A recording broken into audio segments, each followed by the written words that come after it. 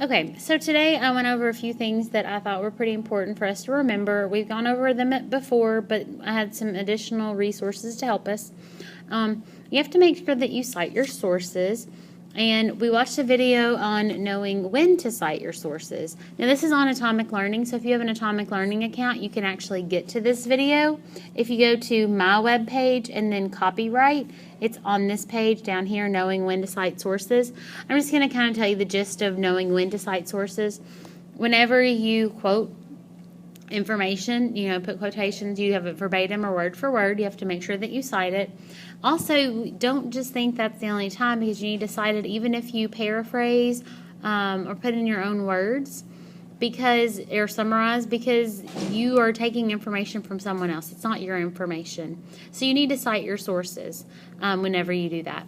Now, I posted a link on Edmodo. First, I did post this from yesterday as a cyberbullying, the article that we read, and then you answered if you thought it was cyberbullying or not. And then, because we're still working on our projects, I posted this with your bibliography pages on how to cite your sources. Now, there are two of them. Citation Machine is one that I'd heard about, but bibme.org, Nick shared with me. And if you click on this link, it actually takes you to the copyright page. Remember, when you're at school, these links won't work, but at home they probably would work fine. But it still takes you here, and these links work just fine. On bibme.org, you take your information and you decide if it's a book, magazine, newspaper, website, journal, film, or other.